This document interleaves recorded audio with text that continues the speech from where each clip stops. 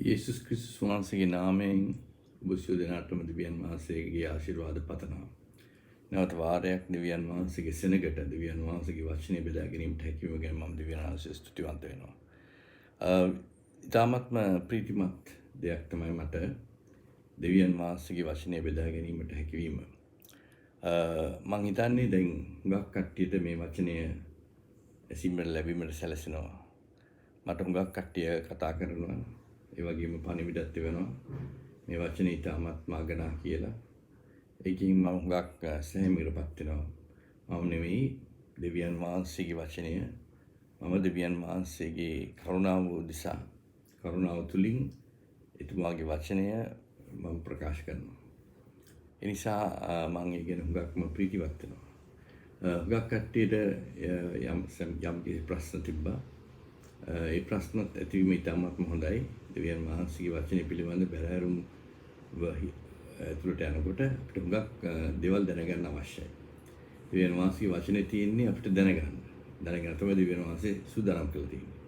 ඉතින් ප්‍රශ්නයක් අහලා තිබ්බා. මේ මහෝත්තම දෙවියන් වහන්සේ සියලු දෙයක්ම දන්නවනම් එතුමාට මේව නවත්තන්න බැරි වුණේ. එතුමා මේව මේ විදිහට වැරදි විදිහට කරන්න සැලැස්සුවේ කියන එක. එතුමාට නවත්තන්න තිබ්බ ආදම් පාපයට වැටෙනවට, ලුසිෆර් පාපයට වැටෙනවට, මේ නරක දේවල් ඇති වුණාට, ඒ වගේ යම්කිසි ඇයි දෙවියන් වහන්සේ දැනගෙන හිටියේ නැද්ද කියන එක. ඒකමයි උගක් කට්ටියගේ ප්‍රශ්නේ. මෙතනදී පැහැදිලිව කරලා කියන්න ඕන විශේෂයෙන්ම මේ දෙවියන් වහන්සේගේ විශ්වයට මම මුලදී කිව්වා වගේම අවුරුදු බිලියන 15ක් කාලයක් තියෙනවා. අතීතය, අනාගතය සහ වර්තමානයත් සමග දැනට අවුරුදු බිලියන 15ක්.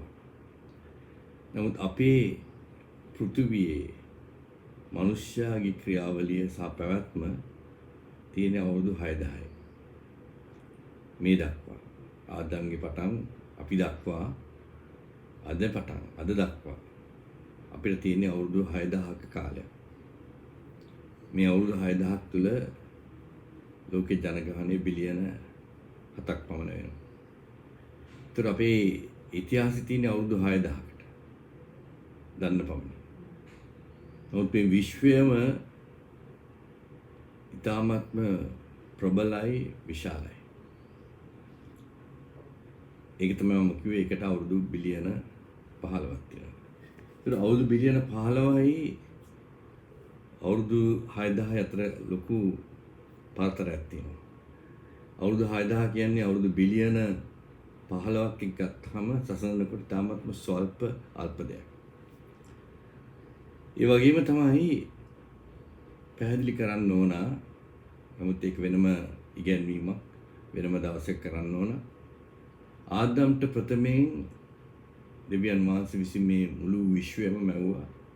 මේ විශ්වයේ අපේ ග්‍රහලෝකාගාර මණ්ඩලය ඉතාමත්ම සුළු කොටසක්. අති විශාලයි විශ්වය. ඒ විශ්වයේ අපේ ග්‍රහලෝක මණ්ඩලය ඉතාමත්ම සුළු දෙයක්. ඒ ග්‍රහලෝක මණ්ඩලය තමයි මේ පෘථිවිය ඇති වෙලා තියෙන්නේ. ඒ ග්‍රහලෝක මණ්ඩලයේ තියෙනවා ග්‍රහලෝක 9ක්. පෘථිවිය ඉතාමත්ම කුඩා ග්‍රහලෝකයක්. එතකොට මෙවැනි මේ අතිවිශාල විශ්වයේ දෙවියන් වහන්සේගේ පළවෙනිම ඇවිල්ලා අපි නෙවෙයි. ආදම් නෙවෙයි. ආදම්ට ඉස්සෙල්ලා දෙවියන් වහන්සේ මේ පෘථිවිය පමණක් නෙවෙයි මේ අපේ ග්‍රහලෝක මණ්ඩලයේ වාර දුන්න තැනැත්තෙක් ඉන්නවා. ඒ තැනැත්ත තමයි ලුසිෆර්. ලුසිෆර් ගැන සඳහන් වෙනවා පැහැදිලිවම එසායා සහ එසිකියල් පොතේ එසායා පොතේ 14ත් එසිකියල් පොතේ 28ත්. ඔහුට මුළු පෘථිවිය සහ අපේ ග්‍රහලෝක මණ්ඩලය දෙවියන් වහන්සේ බාර දුන්නා. ඔහු ඊටමත්ම අලංකාර වූ මනරම් වූ අති විශිෂ්ට වූ දේවදූතෙක්. ඔහුට කියන්නේ පටන් ගැනීමේ ප්‍රදීපය කියලා. Son of morning, the morning star. දෙවියන් වහන්සේ ඔහුට අති විශාල බලස් සම්බන්ධයක් දුන්නා. වගකීම් රාශියක් දුන්නා. මේ ලෝකේ පාලනය කරා පමණක් නෙවෙයි මේ ග්‍රහලෝක කවන්න පාලනය කරා. නමුත් ඔහු දෙවියන් වහන්සේගේ සැලැස්මට විරුද්ධව කටයුතු කරා කාලයකට පස්සේ. දෙවියන් වහන්සේ ඔහු බුදුස බලලා කියනවා ඔබ ඊටාත්ම ලස්සනට හැම දෙයක්ම සම්පූර්ණත්වයෙන් පාලනය කරනවා. නුඹගේ වැටීමට පෙර අර ඩයිනෝසස් කියනා වූ සත්ත්ව වර්ගයේ සිටි ඒ කාලේදී අපේ කාලේ නෙවෙයි. අවුරුදු මිලියන 100ක් පමණ ඒ ඩයිනෝසස් වාසය කරා මේ ලෝකේ. ශනිකේම වුන් නැති වෙලා ගියා. ශනිකව. එතකොට අවුරුදු මිලියන 100ක් පමණ ලුසිෆර්ගේ පාලන කාලය මේ පෘථිවියේ මේ ග්‍රහලෝකකාරවල මණ්ඩලෙත් තිබ්බා. ඒක වෙනම ඉගැන්වීමක්. නමුත් මෙතන ආදම්ටත් ලුසිෆර්ටත් අපි සියලු දෙනාටම දීලා තියෙන විශේෂ දෙයක්. ඒක තමයි නිදහස් කැමැත්ත, ෆ්‍රී විල් එක. දෙවියන් වහන්සේ ඒ දුන්නා විශේෂත් වූ දීමනාවක් තමයි නිදහස් කැමැත්ත. අපිට තීරණයක් ගන්න පුළුවන් කැමැත්ත. දෙවියන් වහන්සේට අවශ්‍ය වුණේ නැහැ නිකන් මේ මැෂින්ස් වගේ රෝබෝට්ස්ලා වගේ කදලා මේ ලෝකේ පාලනය කර දෙන්න.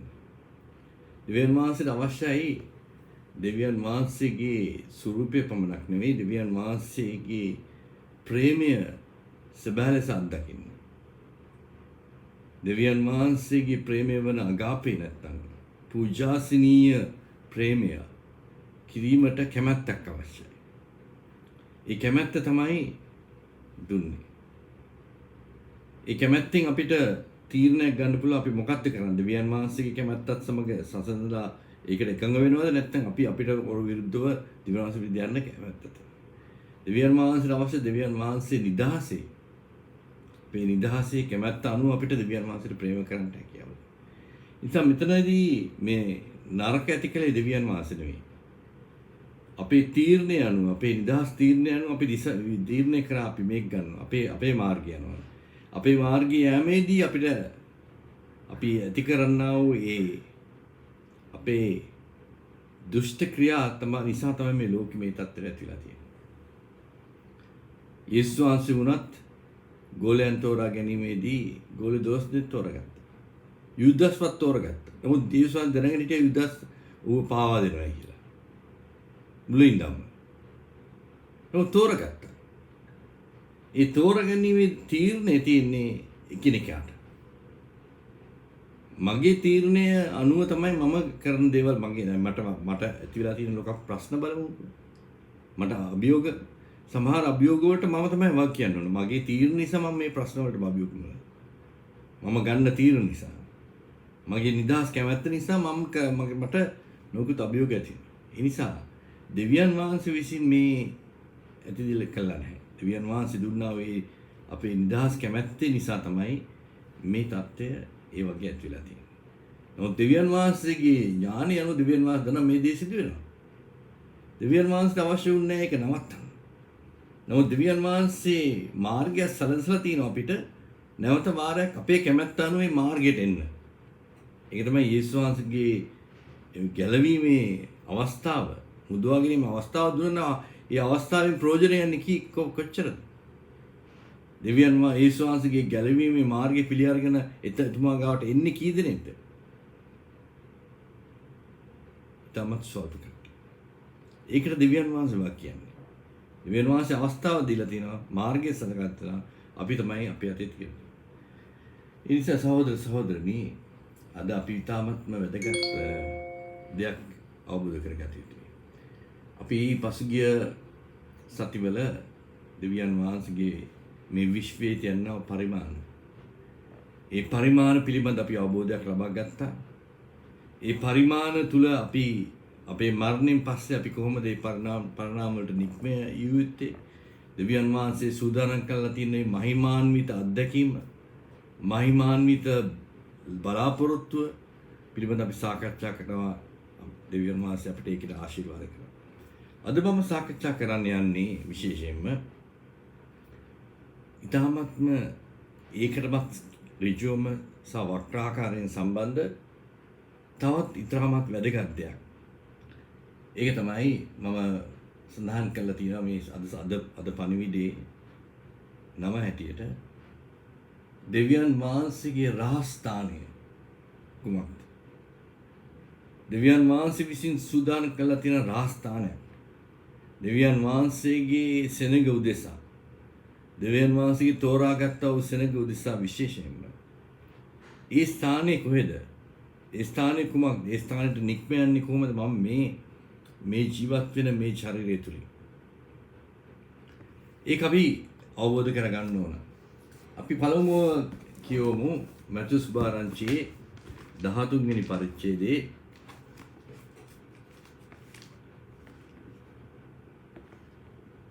10 වෙනි වගන්තියේ සිටන් මම කියවනවා. එවිට ගෝලයන් ඇවිත් ඔබ වහන්සේ ඔවුන්ට උපමා වලින් කතා කරන්නේ මක් නිසාද ඇසුවේය. උන්වහන්සේ ඔවුන්ට උත්තර දෙමින් ස්වර්ගයේ රහස් දැනගැනීමට උඹලාට දී තිබේ. නමුත් ඔවුන්ට දීලා නැත. මක් නිසාද යමෙකු ඇත්තේද ඔහුට දෙනු ලබන්නේය. යමෙකුට බොහෝ දේ වන්නේ ඔහුට බොහෝ වන්නේය. නමුත් යමෙකුට නැත්තේද ඔහුට ඇති දේ නමුත් ඔහුගෙන් ලබා ගන්නේ. ඒක ඉතාමත්ම වැදගත් දෙයක් මෙතන මේ යේසුස් වහන්සේ මෙතන කියනවා කණ්ඩායම් දෙකක් පිළිබඳ. දෙවියන් වහන්සේගේ රහස් අවබෝධ කරගන්න කණ්ඩායමකුයි දෙවියන්ගේ රහස් පිළිබඳ අවබෝධයක් නැති කණ්ඩායමක්. ඇයි දෙවියන් වහන්සේ එහෙම යේසුස් වහන්සේ එහෙම කියන්නේ? දෙවියන් වහන්සේගේ රහස් අවබෝධ කරගන්න නුඹලාට හැකියාවක් තියෙන අනිත් කට්ටියට ඒක හැකියාවක් නෙමෙයි. ඒ හැකියාව රහස් දැනගැනීමේ හැකියාව සහ රහස් දැනගැනීමේ නොහැකියාව. මෙතනදී තවදුරටත් කියනවා ඇසීමේ නුඹලා අසන නමුත් කිසිසේත් තේරුම් ගන්නෝය. බලමින් සිටින නමුත් උඹලාට කිසි දෙයක් නොපැදෙන්නේ. මක් නිසා යම් දෙයකින් තමුන්ගේ ඇස් වලින් නොදැක, කන් වලින් නොඅසා, සිතින් තේරුම් නොගෙන නොහැටි. මවසින් ඔවුන්ට සුව කරනු ලබන පිණිස මේ සෙනග සිත් දැඩිව තිබේ. ඔවුන් කන් හොඳට නැසි ඔවුන්ගේ කන් හොඳට නැසි ඔවුන්ගේ ඇස් පියාගෙන සිටිනේ. නමුත් පෙනෙන නිසා නුඹලාගේ ඇස් නිසා නුඹලාගේ කන්ද වාසනාවන්තය. මක් නිසාද නුඹලාට කියමි බොහෝ අනාගත වස්තුවෙන් ධර්මිෂ්ඨයන් නුඹලා දකින්න දේ දකින්නටත් නුඹලා අසන දේ අසින්නටත් ආශා වූ නමුත් ඒවා දුටුවේ නැත. මෙතනදී ඊටමත් වැදගත් දෙයක් කියන්න ඕන සහෝදර සහෝදරිනි. මේ යේසුස් වහන්සේ ප්‍රකාශ කරන කණ්ඩායම් දෙකක් පිළිබඳ. එක කණ්ඩායමක් දෙවියන් වහන්සේගේ රහස් අවබෝධ කරගන්නට අවස්ථාව තිබෙන කට්ටිය. අනෙක් කණ්ඩායම දෙවියන් වහන්සේගේ රහස් පිළිබඳ අවබෝධ කර ගැනීමට හැකියාවක් ලැබෙන්නේ නැති කට්ටිය. ඇයි මේ කණ්ඩායම් දෙකක් මෙතන? ඇයි ඕන්ට ඒක අවබෝධ කරගන්න බැරි? ඒ රහස් දකින්න බැරි. මොකද ඕන් කන් තිබ්බට කන් වලින් පේන්නේ නැහැ. ඌට ඇස් තිබ්බට ඇස් වලින් පේන්නේ නැහැ.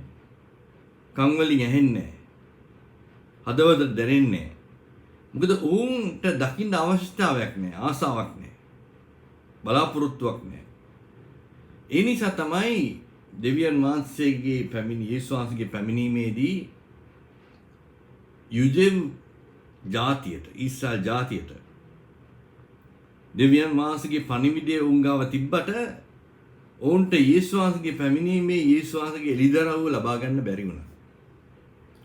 යේසුස් වහන්සේ උන් ඉදිරියේ සිටියා.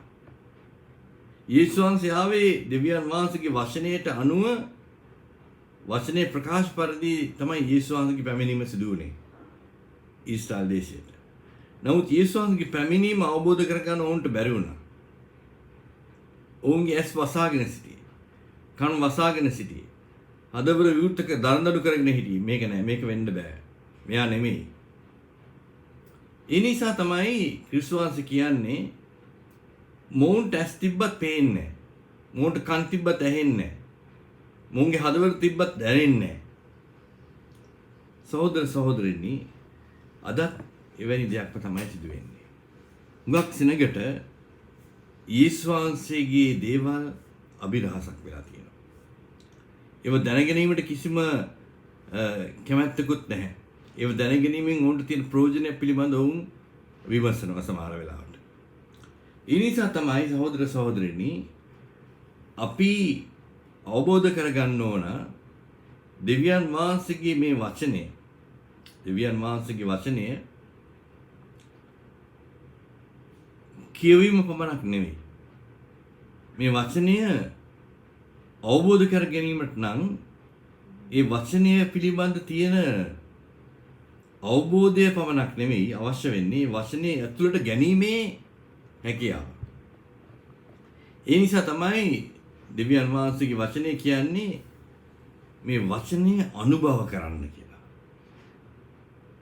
වචනේ කියවීමෙන් සිදුවෙන්නේ ඒක අහලා ඊට සුළු මොහොතකට පස්සේ අමතක වෙන එක. නමුත් වචනේ එලිදරව්වක් ලබා ගන්නවා කියන්නේ එලිදරව්වෙන් යම් දෙයක් දැකීමෙන් යම් කිසි ප්‍රබෝධයක් ඇති වෙනවා.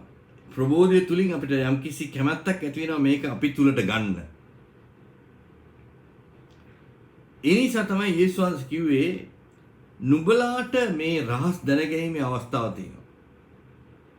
ඒ රහස් දැනගැනීමේ අවස්ථාව තුලින් ඔබලාට යම් දෙයක් දකින්න හැකියාව ලැබෙනවා, අසන්න හැකියාව ලැබෙනවා, ඒ ලබා ගන්න හැකියාව ලැබෙනවා. ඒක තමයි වෙන්නේ, සිදු වෙන්නේ. රහස දැනගැනීමේදී ඒ රහස තුලින් යම් දෙයක් අවබෝධ කරගන්නවා. ඒ අවබෝධ කරගත්තාම ඒ රහස අපි තුලට ලබා ගැනීමට අපි යම් කිසි ප්‍රබල කැමැත්තක් ආසාවක් ඇති වෙනවා. ඒ නිසා තමයි සහෝදර සහෝදරිනි මේ දෙවියන් වහන්සේගේ මේ වචනය හුඟක් කට්ටිය අහනවා මගෙන් ඔයා කොහොමද මේ වගේ දේවල් හුඟක් කියන්නේ? ඔයාට මොකද්ද තියෙන අයිතිය? මොකද්ද ඔයා ඉන ස්වභාව? මොකද්ද ඔබට කරන්න මේ දීලා තියෙන ලයිසන් එක? ඔබ කාගේ අර්ථෙද ඉන්නේ? මොන ස්වභාවයටද ඔබ අයිති? මොන ඉගැන්වීමද ඔබ ඉන්නේ? මෙන්න මෙවැනි දේවල් හුඟක් කට්ටිය ප්‍රශ්න කරනවා. නමුත් මම දකින දෙයක් තමයි අපේ දෙවියන් වහන්සේගේ දරුවන් හැටියට දෙවියන් වහන්සේ දීලා තියෙන දේවල් ලබා ගැනීමට හුඟක් කට්ටියට හැකියාවක් නැති වෙලා තියෙනවා. විශේෂයෙන්ම මේ දෙවියන් වහන්සේගේ වචනේ. මේ බයිබලයේ පොත් 66ක් තියෙනවා. පරණ ගිවිසුම සහ අලුත් ගිවිසුම. උප්පත්ති පොතේ ඉඳන් එළිදරව් පොත දක්වා. නමුත් හුඟක් කට්ටියට මේ පොත් පිළිබඳ කිව්ව අවබෝධයක් නැහැ. සමහර කට්ටියට ඒගොල්ලන්ට හැකියාව තියෙන කියවන්න ගීතාවලිය සහ අලුත් ගිවිසුමේ සුභාරංචි පොත් 4 පමණයි. ඊට ඔබට ගිහිලා අවබෝධයක් කරගන්න බෑ. දීත්ව කතාව, ගණන් කතාව, ලෙවි ඒ වගේ පොත් පිළිබඳ අවබෝධයක් උන්ට නැහැ. එළිදරව් පොතේ සඳහන් වෙලා තියෙන කරුණු පිළිබඳ අවබෝධයක් නැහැ. මේ බයිබලයේ ඇවිල්ලා ඉතාමත්ම වටිනා පොතක්. මේ බයිබලයේ අතීතය පිළිබඳ පමණක් නෙමෙයි, වර්තමානයේ පිළිබඳ පමණක් නෙමෙයි, අනාගතයක ඉතිහාසය පිළිබඳ සඳහන් වෙනවා.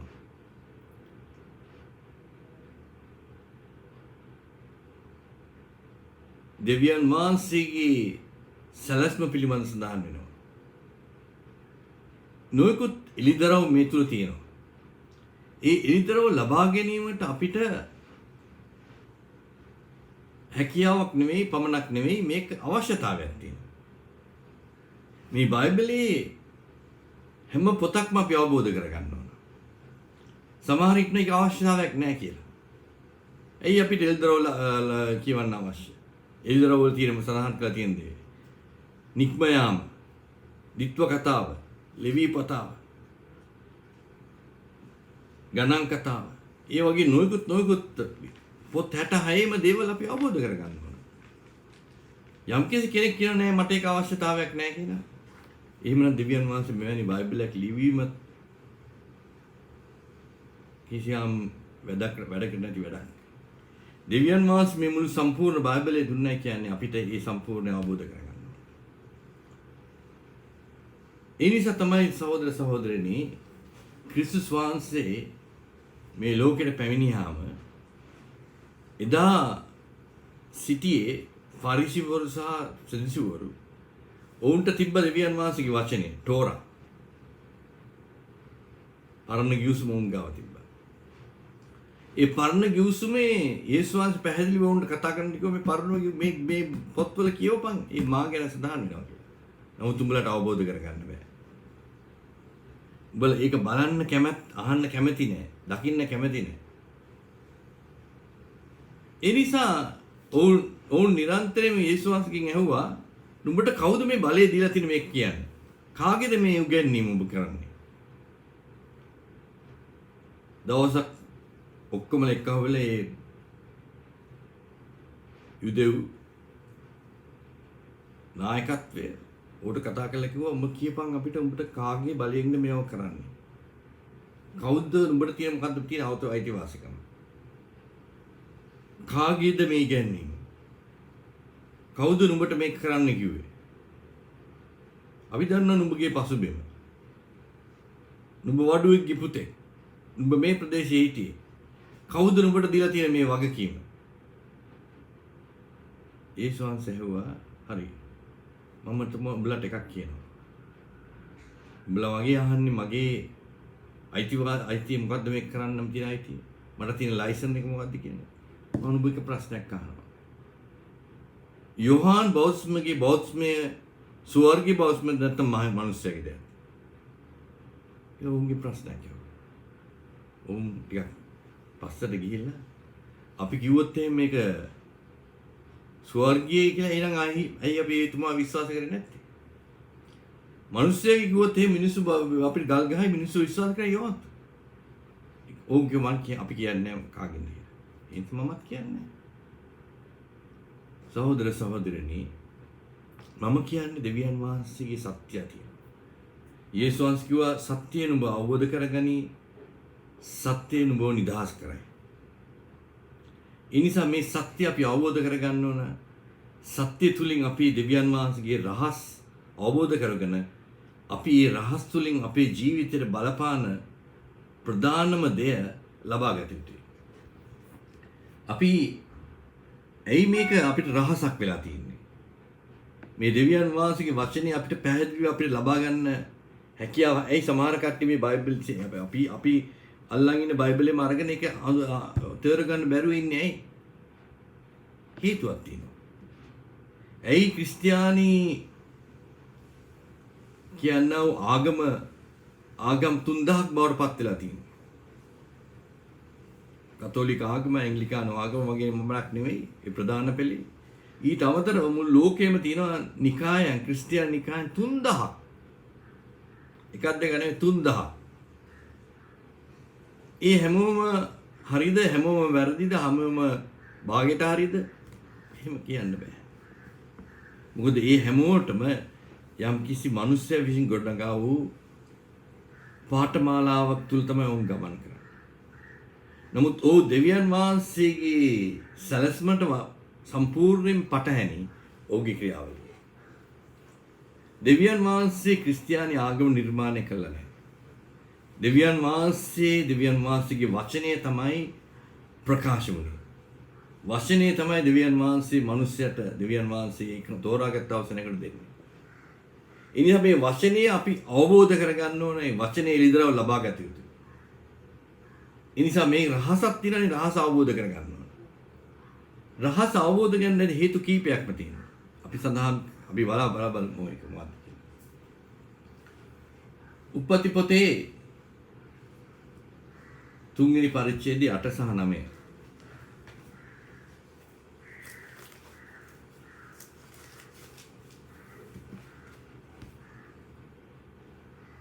ඉක්බිති 3 වෙනි පරිච්ඡේදයේ 8 සහ 9. ඉක්බිති දිව්‍ය භාගයේ සිසිල් වේලේ ස්වාමීන් දෙවියන් වහන්සේ උයනේ සක්මන් කරන ශබ්දය ඔවුන්ට ඇසුනේය. එවිට මිනිසයා සහ ඔහුගේ භාර්යාව ස්වාමීන් වහන්සේ ඉදිරියෙන් උයනේ ගස් අතරේ සැඟවුණේය. ස්වාමීන් වහන්සේ මිනිසයාට හඬ නගමින් "නුඹ කොහෙදයි?" ඔහුට කීසේක. "ඔබට ඔබ වහන්සේගේ වචනය, ඔබ වහන්සේගේ ශබ්දය වුණේදී ඇසි. මම නග්න බැවින් බයත්තර සැඟවුණෙමි." මේ ආදම් සහ ඒව ඔහුගේ වැටීමෙන් පස්සේ බයිබලයේ සඳහන් කරනවා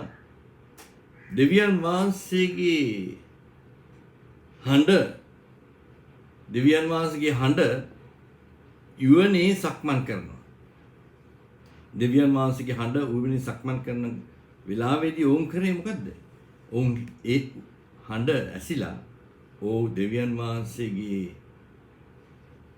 දෙවියන් වහන්සේගේ අභිමුඛයෙන් දෙවියන් වහන්සේගේ ඉදිරියේ ඈත් වෙන්න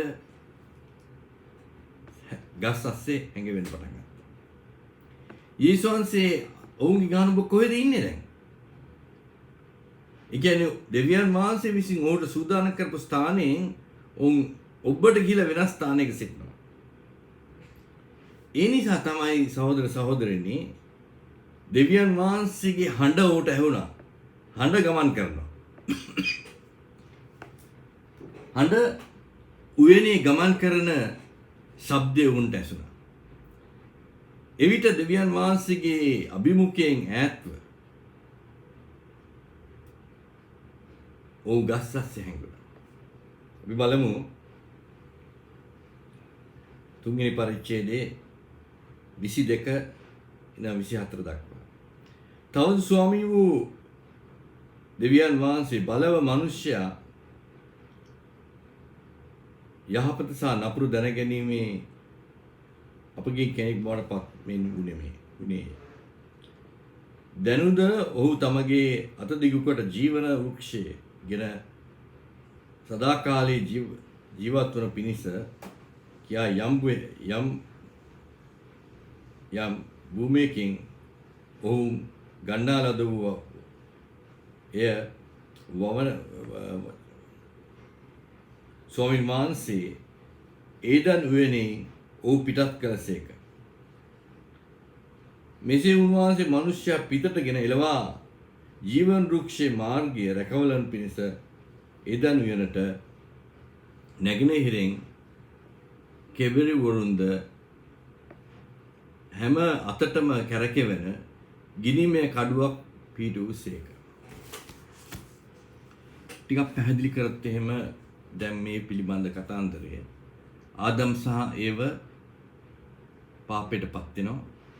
පාපයටපත් වුණාට පස්සේ ඔවුන්ට අත්වන ඉරණම ඔවුන්ට අත්වන ස්ථානය පිළිබඳ අපි සාකච්ඡා කරනවා. ඔවුන් යම්කිසි ස්ථානයක සිටියා. දෙවියන් වහන්සේ විසින් ඔවුන්ට මේ ආදම් උයන කියනා වූ ස්ථානය ඇවිල්ලා භූගෝලීය ස්ථානයක් නෙවෙයි. ඒක මේ පෘථිවියේ ස්ථානයක් නෙවෙයි. ඒක පරිමාණයක්. දෙවියන් වහන්සේගේ අභිමුඛය තියන්නා වූ පරිමාණයක්. ආදම්ට දෙවියන් වහන්සේ අවස්ථාවක් දුන්නා මේ ලෝකය පාලනය කරන්න පමණක් නෙවෙයි. ඔහුටත් දෙවියන් වහන්සේගේ අභිමුඛයේ නිරන්තරයෙන් සිටීමට. දෙවියන් වහන්සේව මූණට මූණලා කතා කිරීමේ සහ සම්බන්ධය පැවැත්වීමේ ඒ හැකියාව ආදම්ට තිබ්බා. ඒ ආදම්ගේ උයන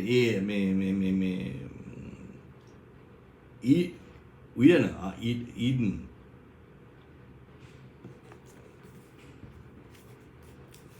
ඒ උයනේ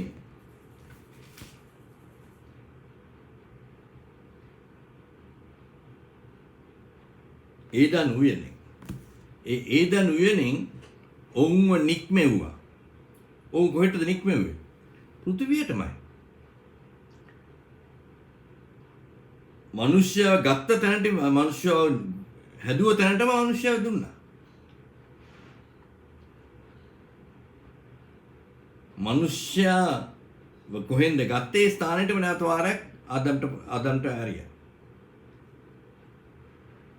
උගක් මිනිස්සු මේ ආදම් උයන කියන කොයිද ලෝකේ තියෙන්නේ කියලා හොයනවා. ඒක හොයන්න බෑ. ඒක දෙවියන් වහන්සේගේ පරිමාණයක්. දෙවියන් වහන්සේගේ අභිමුඛයක් තියෙන ස්ථානයක්. ඒ ස්ථානය තමයි අද නැති වෙලා තියෙන්නේ මුගක් සෙනගට. ඉතින් ආදම්ට නැති වුණාට පස්සේ බයිබලයේ සඳහන් වෙනවා මොකද සඳහන් වෙන්නේ? දෙවියන් වහන්සේ මේ ස්ථානයේ මිනිස්යාව බැහැ කරනවා. බැහැ කරලා ජීවනදායක වෘක්ෂයේ ආරක්ෂා වීම උදෙසා කෙරෙබි වරුන්ද හැම අතටම කැරකෙවන ගිනියම් වූ කඩුවක් ගිනියම් වූ ගිනි දැල්වෙන කඩුවක් අර ජීවන වෘක්ෂය ආරක්ෂා කරනවා. සහෝදර සහෝදරිනි, ඒ ජීවනදායක වෘක්ෂය ආරක්ෂා කිරීමට ගිනියම් වූ කඩුවක් වකින් ගිනි දැල්වෙන කඩුවකින් තමයි ආරක්ෂා වෙන්නේ. ඒ නිසා මනුෂ්‍යයට දෙවියන් වහන්සේගේ ජීවන වෘක්ෂය ලං වෙන්නවත් ඒක අනුභව කරන්නවත් හැකියාවක් නෑ. ඉතින් ඉතින් පටන් මනුෂ්‍ය දෙවියන් වහන්සේත් අතර ලොකු පරතරයක් ඇතිලා තියෙනවා. මනුෂ්‍ය දෙවියන් වහන්සේ අතර ලොකු පරතරයක්. දෙවියන් වහන්සේ පිළිබඳ අවබෝධ කර ගැනීම පිළිබඳ දෙවියන් වහන්සේගේ අදහස පිළිබඳ කිසිම අවබෝධයක් මනුෂ්‍යයට ලැබෙන්නේ නැහැ. ආදම්ගේ වැටීම තුලින් දෙවියන් වහන්සේගේ වචනය පිළිබඳව වමනක් නෙවෙයි, දෙවියන් වහන්සේ කවුද කියනා පිළිබඳ දේ පිළිබඳ වැටහීම සම්පූර්ණයෙන්ම තුරන් වෙලා යනවා ආදම්ගේ වැටීම තුලින්. ආදම්ට යම්කිසි එළිදරව්වක් තිබ්බා. ඒ එළිදරව් තුල අවුරුදු 960ක් වූ ජීවත් වුණා. ඒ දිව්‍යන් වහන්සේ දුන්නා වූ එළිදරව්. නමුත් සහෝදර සහෝදරිනි, ඔහුට තිබ්බා වූ හැකියාව දෙවියන් වහන්සේගේ අභිමුඛයට යෑමේ තිබ්බා වූ හැකියාව සම්පූර්ණයෙන්ම අයින් කරා. ඔවුන් ඒ දෙවියන් වහන්සේට උද්‍යානයක් නැහැ. ඒදන් උයන කියන්නේ දෙවියන් වහන්සේගේ උද්‍යානයක් වුණත් ඒක දෙවියන් වහන්සේ සාමාන්‍ය මේ මල් තියෙන උද්‍යානයක්, දෙවියන් වහන්සේ ආත්මයක්. නමුත් දෙවියන් වහන්සේගේ පරිමාණය මං කිව්වනේ ගිය පාර පරිමාණ 5ක් තියෙනවා. ඒ පරිමාණවල යම්කිසි උද්‍යානයට වඩා අලංකාර දේවල් සිදුවෙන මහිමාන්විත ස්ථාන. ඒ ස්ථානයට යෑමේ හැකියාව ආදම්ට තිබ්බා. ඒ හැකියාව අයින් කරලා දුන්නා. නිසා දෙවියන් වහන්සේගේ අභිමුඛය පිළිබඳ සම්පූර්ණත්වයේ ආදම් සහ ඉවර නැති වෙලා ගියා. ඒ නිසා තමයි සහෝදර සහෝදරිනි ගීතාවලියේ 91 වෙනි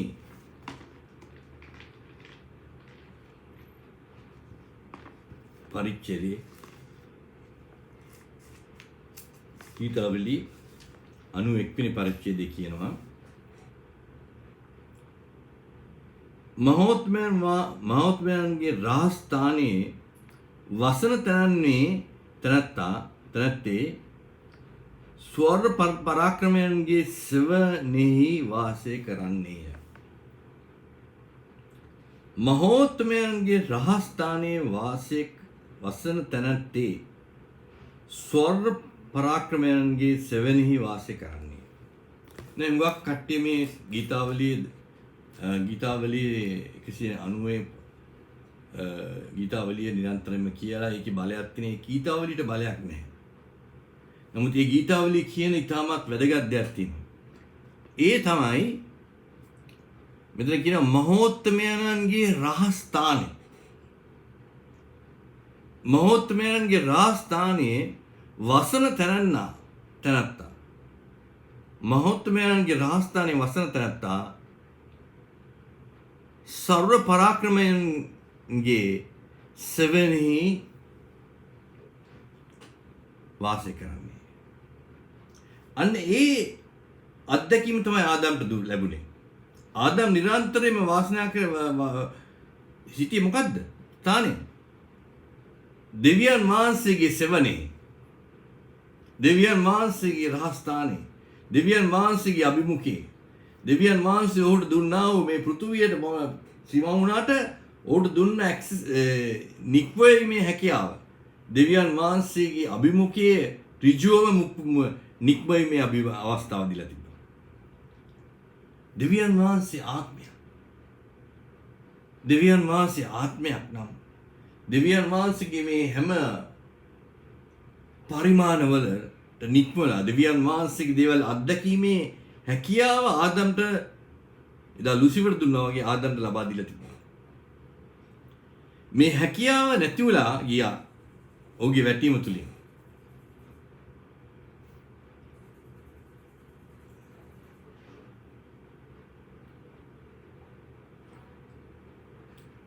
ඒ හැකියාව නැති වෙලා ගියා ඔහුගේ වැටීම තුලින්.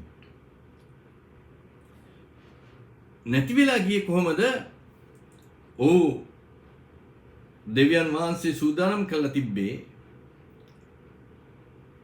ඔහුට නිදහස් කැමැත්තක් දීලා තිබ්බා. ඒ නිදහස් කැමැත්ත අනුව ඔහුට ජීවන රුක්ෂය කියන එක මම පැහැදිලි කරන්නම් මේ අපේ ස්ටඩි එකේ අන්තිමේදී මේ විදේශනයේ අන්තිමේදී. නමුත් ඔහුගේ වැටීම නිසා ඔහුව ජීවන රුක්ෂයෙන් ඈත් කරා. ඒ වෙනුවට ගිනිගත් කඩුවකින් ඒ ජීවන රුක්ෂය දැන් ආරක්ෂා වෙන එක ළඟටවත් යන්න බෑ. ඒ නිසා තමයි සහෝදර සහෝදරිනි ආදම් සහ ඊවට දෙවියන් වහන්සේගේ රහස්ථානයට එළඹීමට හැකියාවක් නැති වුණා ඔහුගේ වැටීම තුලින්. ආදම්ට පමණක් නෙවෙයි ආදම්ගෙන් පටන් ගත්තා වූ හැම ජනතාවටම ඒ ස්ථාන අවස්ථාව නැති වෙලා ගියා.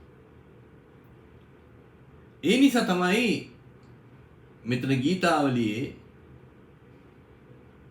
කියන්නේ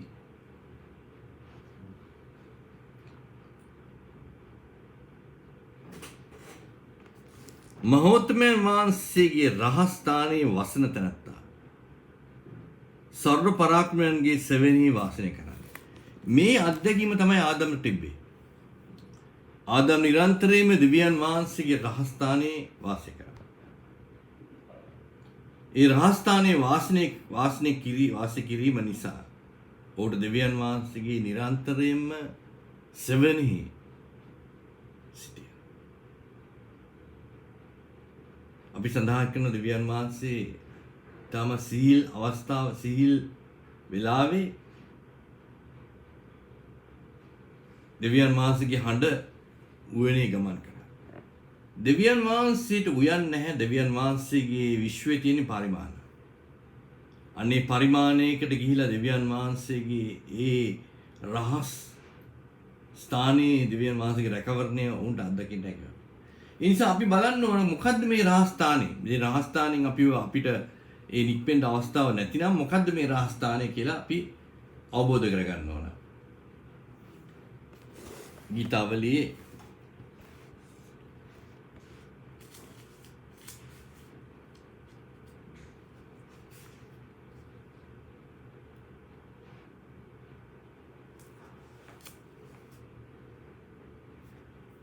25 වෙනි ගීතාවලියේ 14 වෙනි පංචයේ වගන්ති 25 වෙනි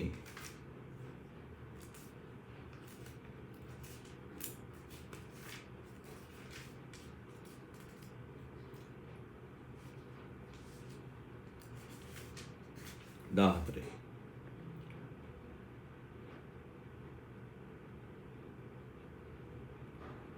ස්වාමීන් වහන්සේගේ රහස උන්වහන්සේ කෙරෙහි බය ඇත්තන්ට නැත්නම් ආ සමගය උන්වහන්සේ ශෝකීය ගිවිසුම ඔවුන්ට දන්වනසේක. ස්වාමීන් වහන්සේගේ රහස උන්වහන්සේ කෙරෙහි බය ඇත්තන් ආ සමගය උන්වහන්සේ ශෝකීය ගිවිසුම ඔවුන්ට දන්වනසේක. ශෝකීය ගිවිසුම ඔවුන්ට දන්වනසේක. දෙවියන් වහන්සේගේ රහස ඔවුන්ට බය ඇත්තන්ට දෙවියන් වහන්සේ බය ඇත්තන්ට උන්වහන්සේ ශෝකීය ගිවිසුම ඔවුන්ට දන්වනසේක. ශෝකීය ගිවිසුම දන්වනසේක. එතකොට අපි බලමු සහෝදර සහෝදරිනි මේ පිළිබඳ පොඩි ටිකක් දුරට හිතලා ඒක අවබෝධ කරගන්න අපි යන්න ඕන විශේෂයෙන්ම නික්මයාම පොතට. නික්මයාම පොතේ 19 වෙනි පරිච්ඡේදයේ කියවනවා 18 වෙනි 18 වගේ තියෙනවා. ස්වාමීන් වහන්සේ සයිනායි කන්ද පිටට ගින්නෙන් බැස ඇවිත් එක මුල්ල මුවෙල්ල දුමෙන් වැසි තිබුණේය. ඒ දුමය උදුනක දුමයෙන් නැගුණේය. මුළු කන්ද රෝසයෙන් කම්පා විය. හෝරණෑ ශබ්දය වැඩි වී පැවතුණු විට මෝසස් කතා කළේය. දෙවියන් වහන්සේගේ ශබ්දය ඔවුන්ට උත්තර දුන්සේක. ඔහුට උත්තර දුන්සේක.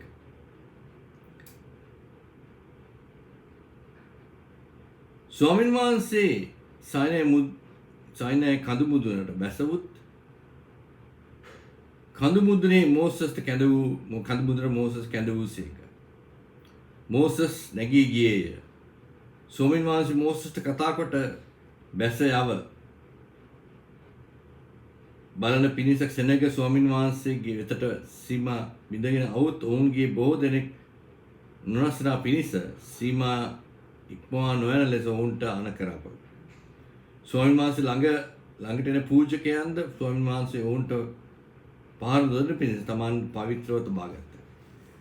දැන් මේ ඉස්රායල් සෙනග ඊජිප්තු දේශේ ඉඳන් වහල්භාවයෙන් මුදවගෙන දෙවියන් වහන්සේ මෝසස් මාර්ගයෙන් ඔවුන් ගේනවා ඒ වහල්භාවය මුදාගෙන. නමුත් සයිනායි කන්දේ එදා මෙතන සඳහන් දෙවියන් වහන්සේ සයිනායි කන්දට ගින්නෙන් පතිත වෙනවා. පහත් වෙනවා. පහත් වෙලා මෝසස්ට කියනවා කන්දට එන්න කියලා. මෝසස් දෙවියන් වහන්සේ කියන මිනිසුන්ට ලං වෙන්නවත් දෙන්න එපා. මගේ අභිමුඛය අත්දකින්න ඇවිල්ලා වුන් විනාශ වෙන්න පුළුවන්. නමුත් නුඹ එන්න. නුඹට තමයි මගේ අභිමුඛය අත්දකින්න පුළුවන් කියලා. අපි නැවත වාරයක් කියවමු. නික්මයාම 20 වෙනි පරිච්ඡේදයේ 18 ඉඳන් 22 දක්වා. මුළු සෙනග ගිගුරුම් ද විදුලි ඔරණෑ ශබ්දයේද කන්දෙන් දුම් නැගීම දුටුවේ. සෙනග ඒ දේශ වෙවුලමින් දුරින් සිට මෝසස්ට කතා කොට ඔබ අප සමග කතා කළ මැනවි. අපි අසන්නෙමු. දෙවියන් වහන්සේ අප සමග කතා නොකරන සේක්වා. කතා කළොත් අපි නැසිනවාය. දැන් ඕන්ට කීවේ. මෝසස් බය නොවල්ලා උඹලා සෝදිසි කරන පිණිසද නුඹලාගේ උන්වහන්සේ කෙරෙහි බය ඇතුව සිටින්න. පව නොකරන පිණිස දෙවියන් වහන්සේගේ ආසේකයි සෙනගට කීයේ. සෙනග එසේ දුරින් සිටියෝය. මෝසස් දෙවියන් වහන්සේට කතා කරන්නට ළඟට පැමිණියේය. ස්වාමීන් වහන්සේ මෝසස්ට කතා කොට ඊශ්‍රායල් පුත්‍රයන්ට මෙසේ කියාපාන්නේ ගොස් ආසේ සිට මා නුඹලා ඔබ සමග කතා කළ බව නුඹලා දුටුවේය. නැවත වාරයක් දෙවියන් වහන්සේ මෝසස්ට ආසේ සිට කතා කළා. කන්ද වෙවුල කන්ද ගිගුරුම් දීලා විදුලි කොර සබ්ලින්සු බය වුණා. ඉස්රායල් සෙනඟ බය වුණා. නමුත් ඒ ගිගුරුම් සද්ද මිනිසුන්ට ඇසුණාට දෙවියන් වහන්සේ මෝස අතර සාකච්ඡාවක් ගියා. නැවත වාරයක් අපි කියවමු.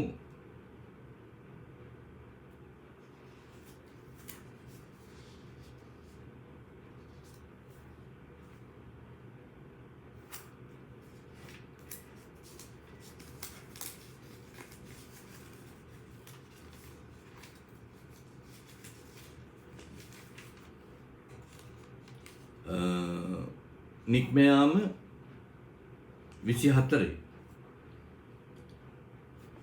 නික්මයාම 24:12 ස්වාමීන් වහන්සේ මෝසස්ට කියනසේ මා ළඟට කන්දට නැගී ඇවිත් මේ සිටිපන්නේ නුඹ ඔවුන්ට ගන්න පිණිස මා ලියූ ගල්ලෑල්ලක්ද ව්‍යවස්ථාවද අඥාවද උඹ දෙන්නේමයි කීසේක. දෙවියන් වහන්සේ මෝසස්ට කන්ද උඩ එන්න කියලා කියනවා. මා ළඟට කන්දට එන්න මා ඔවුන්ට උගන්වන පිණිස මා ලියූ ගල්ලෑල්ලද ව්‍යවස්ථාව දෙන්නෙමි කියලා මෝසස්ට කියනවා. නැවත වාරයක් අපි කියවමු. නික්මයාමේ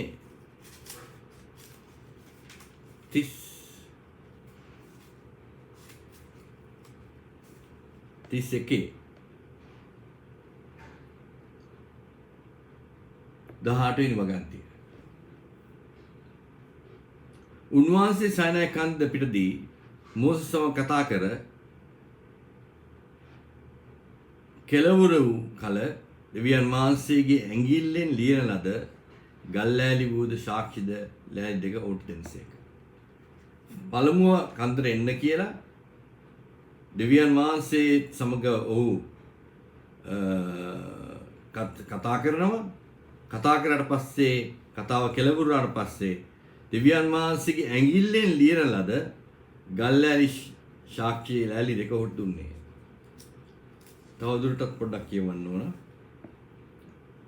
ඒ තියෙන්නේ නික්මයාම 34 වෙනි වගන්තියේ පළමු සහ දෙවෙනි එක. ස්වාමීන් වහන්සේ මෝසස්ට කියනසේක පළමුවෙනිය වනි ගල්ලෑලි දෙකක් කපා ගනින්න.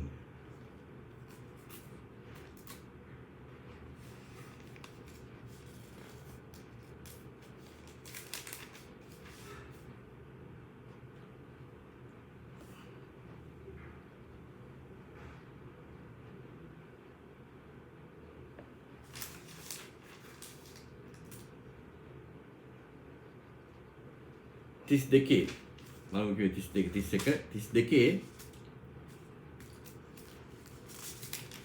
32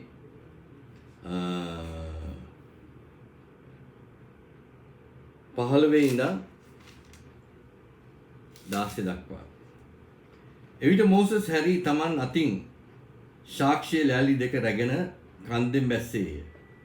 ඒ ලෑලි වල දෙපැත්තේ ලියා තිබුණේය. ඒවා එක පැත්තද අනිත් පැත්තද ලියා තිබුණේය.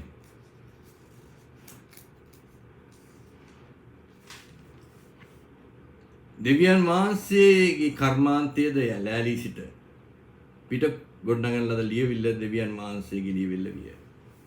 දෙවියන් වහන්සේ තමයි මේ ලෑලි දෙක නිර්මාණය කරේ. දෙපැත්තෙම ලියලා තිබ්බා. ඒ වගේම දෙවියන් වහන්සේගේ ඇඟිල්ලෙන් තමයි වෙන්නේ. දැන් අපි බලමු ඊළඟට දැන් මෙතනදී අපි සඳහන් කරන්න ඕන පැහැදිලිවම දෙවියන් වහන්සේ විසින් මෝසස්ට කන්දට එන්න කියනවා. දෙවියන් වහන්සේ මෝසට කන්දට එන්න කියලා මෝසස් සමග සාකච්ඡා කරනවා. මෝසස්ට යම් දේවල් දෙවියන් වහන්සේ ප්‍රකාශ කරනවා. ඒ ප්‍රකාශ කරන දේවල් ඊට පස්සේ දෙවියන් වහන්සේගේ ඇඟිල්ලෙන්ම දෙවියන් වහන්සේ ලියනවා. බයිබලයේ කියන දෙවියන් වහන්සේ විසින් නිර්මාණය කරපු ඒ ලෑලි ගල් ලෑලි දෙකෙන් දෙපැත්තෙම දෙවියන් වහන්සේ තමයි ලියන්නේ. දෙවියන් වහන්සේගේ ඇඟිල්ලෙන් දෙවියන් වහන්සේ ලියන්නේ.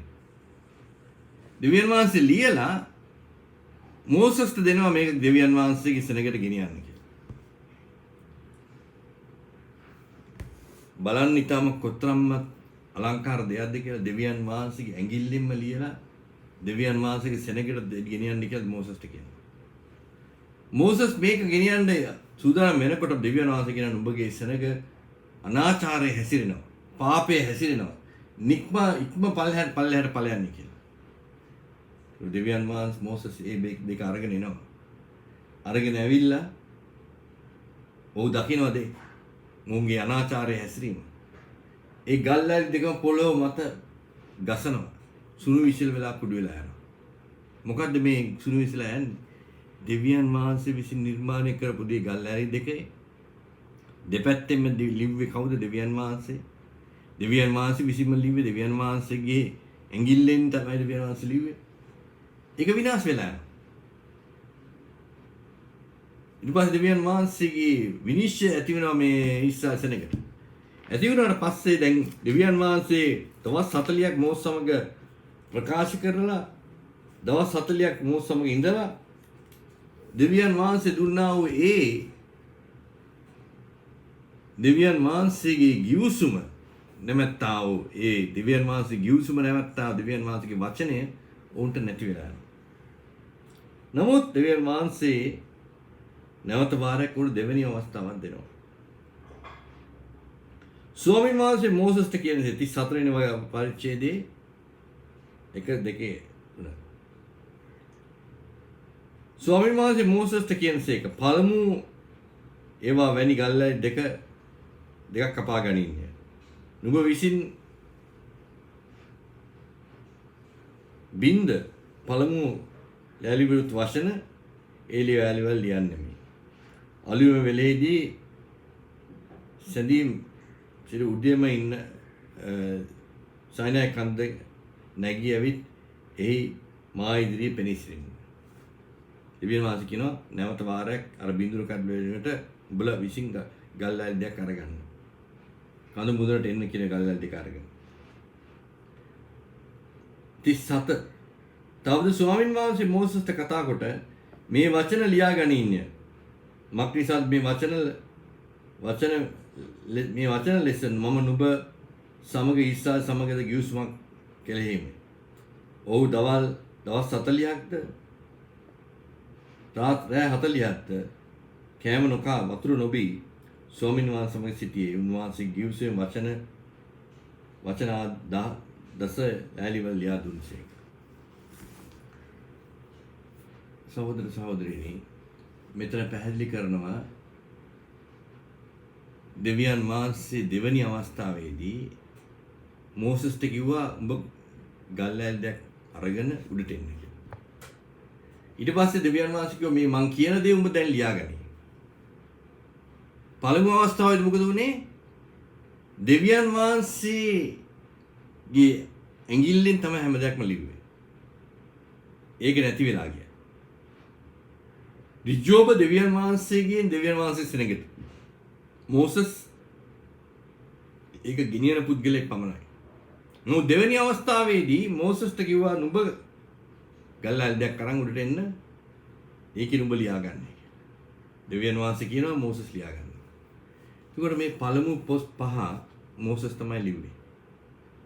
දැන් මේ පොත් 5 කියවීමේදී අපිට නොයෙකුත් ගැටලු ප්‍රශ්න ඇති වෙනවා. අපිට තෝරා ගැනීම පිළිබඳ ඒ අවබෝධ කර ගැනීමේදී ගැටලු.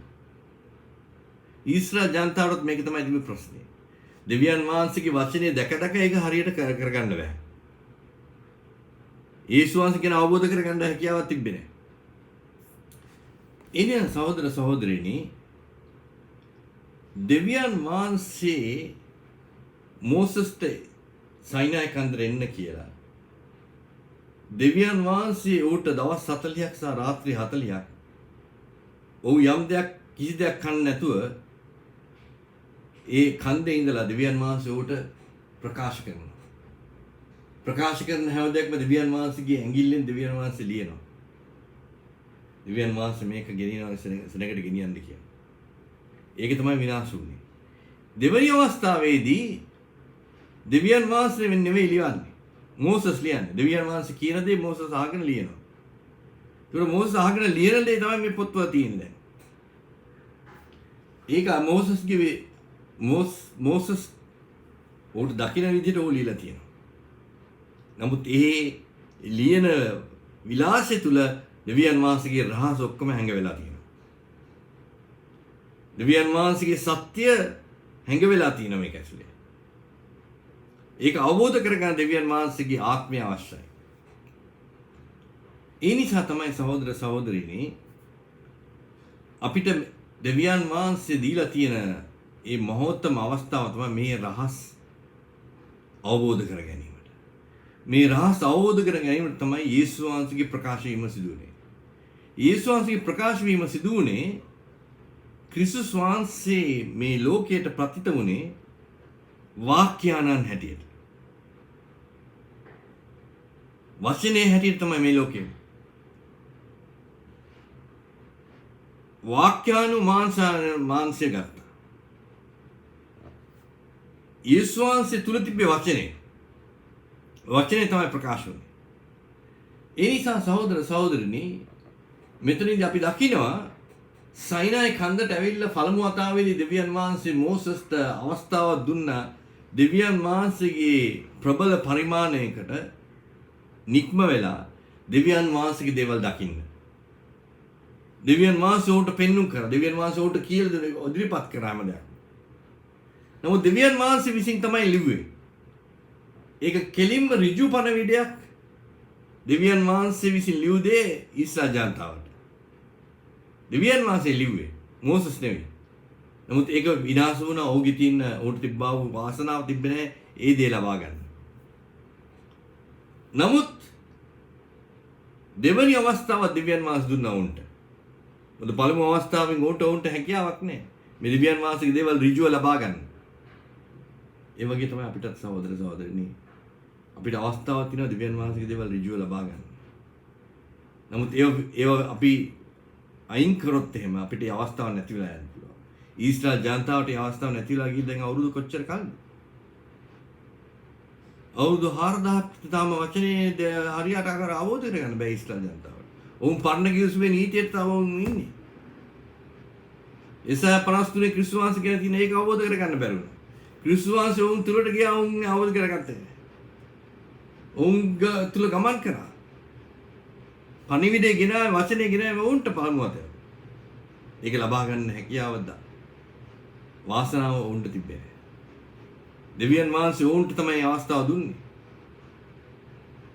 දෙවියන් වහන්සේගේ අභිමුඛයේ අත්දකින්න.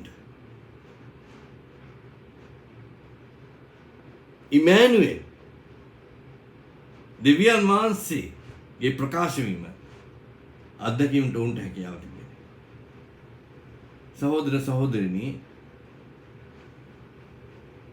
එතෙන් පටන් නැවත වාරයක් දෙවියන් වහන්සේගේ මේ මෝසස් විසින් ලිව්වා වූ දේ තුල මෝසස් ගක් දේවල් හංගවලා තමයි ලියලා තියෙන්නේ.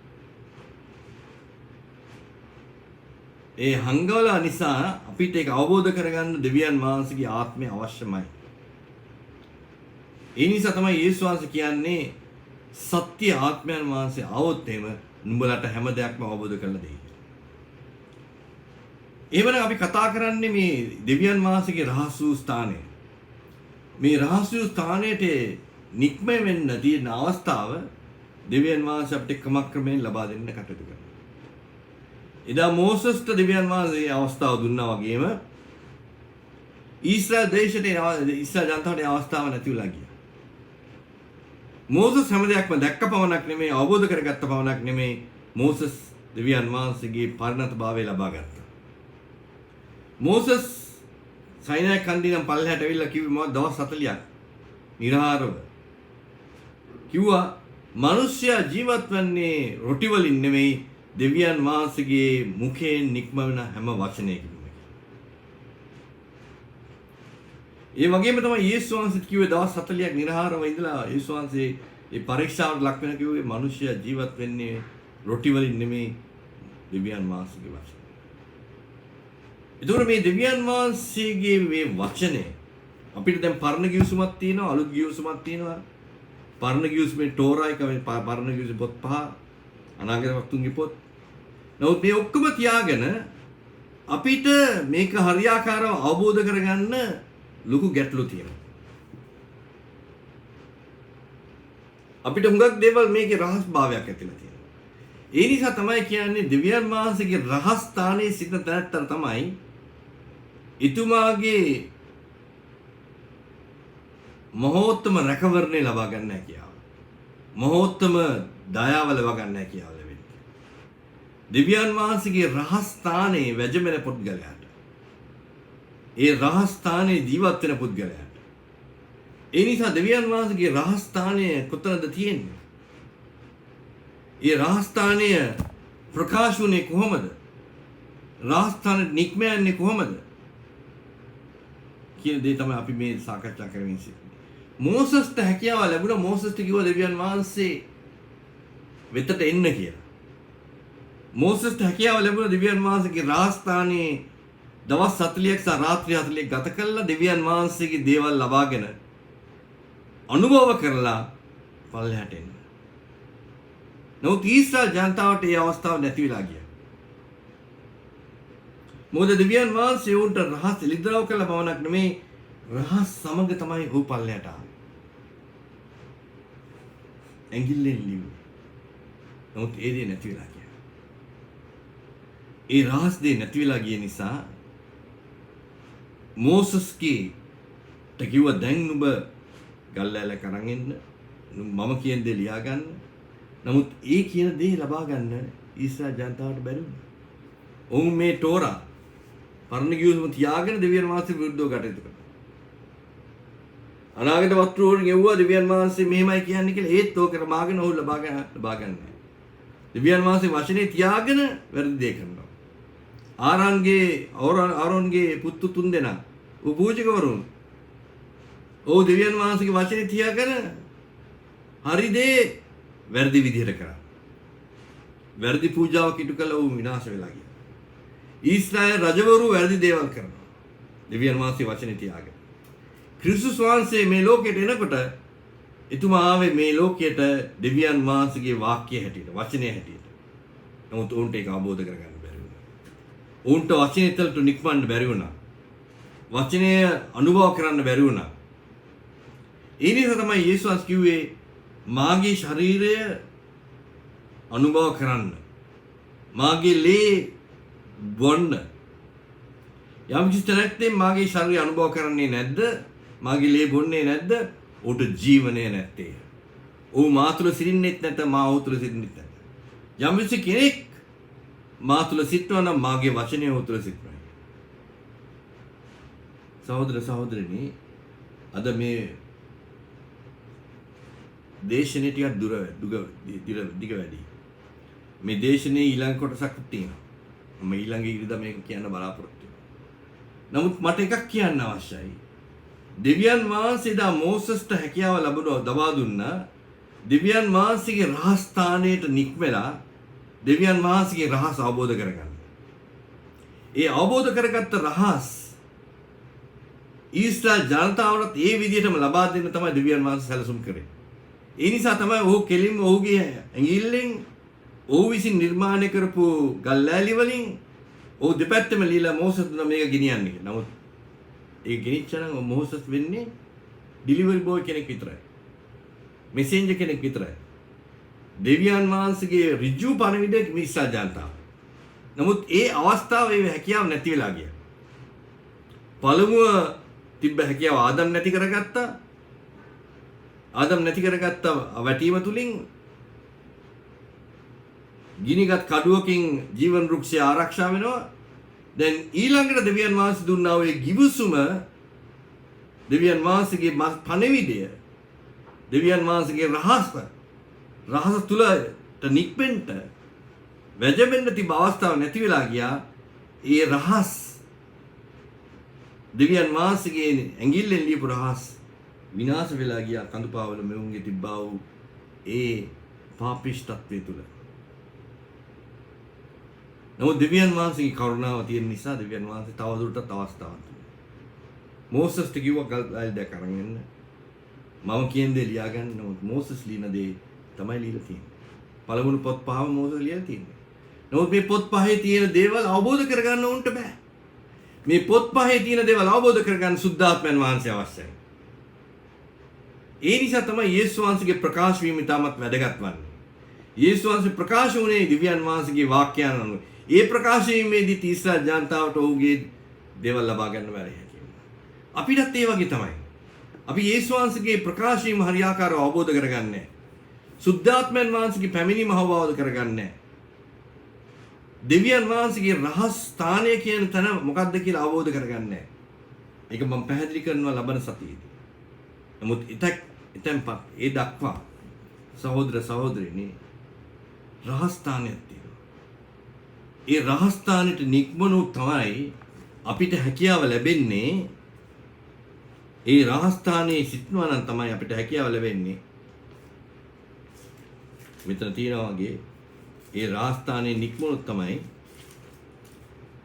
මහෞත්මයන්ගේ රහස් ස්ථානයේ වසන තැනැත්තේ පරාක්‍රමයන්ගේ සෙවණේ වාසය කරන්නේ.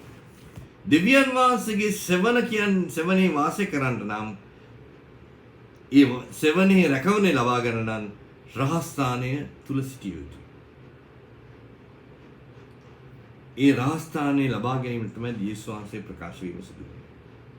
නමුත් යේසුස් වහන්සේ ප්‍රකාශ වීම තුලින් පමණක් අපිට ඒ ලබා ගන්න බෑ. ඒ ගැලවීමේ පංකුකාරයෙක් බවට පත් වෙනවා. පංකුකාරයෙක් පමණක් නෙමෙයි අපි යේසුස් වහන්සේ ගැලවීම ලේඛනකට ගැලවීම ලැබිලා යේසුස් වහන්සේ සුද්ධාත්මයන් වහන්සේ දුන්නා. ඒ සුද්ධාත්මයන් වහන්සේ තුල තියෙන්නේ මොකද්ද? සුද්ධාත්මයන් වහන්සේ තුල තියෙන්නේ දෙවියන් වහන්සේගේ වචනය. වචනේ ඉලිතරව වෙන්න නම් වචනේ අරගෙන අනුභව කරන්න ඕන. වචනේ අපි තුල තියෙනවා නම් අපි වචනේ තුල සිටනවා නම් අන්න අපි ඒ රහස් ස්ථානෙට නික්මනවා. ඒ රහස් ස්ථානෙට නික්ම වෙනවා නම් අපිට එතුමාගේ රැකවරණය සෙවන ලැබීමට හැකියාව ලැබෙනවා. අපි යාඥා කරමු. අපගේ ආදරණීය පියාණන් වහන්සේ වහන්සේ කරුණාට ස්තුති වෙනවා ස්වාමීනි.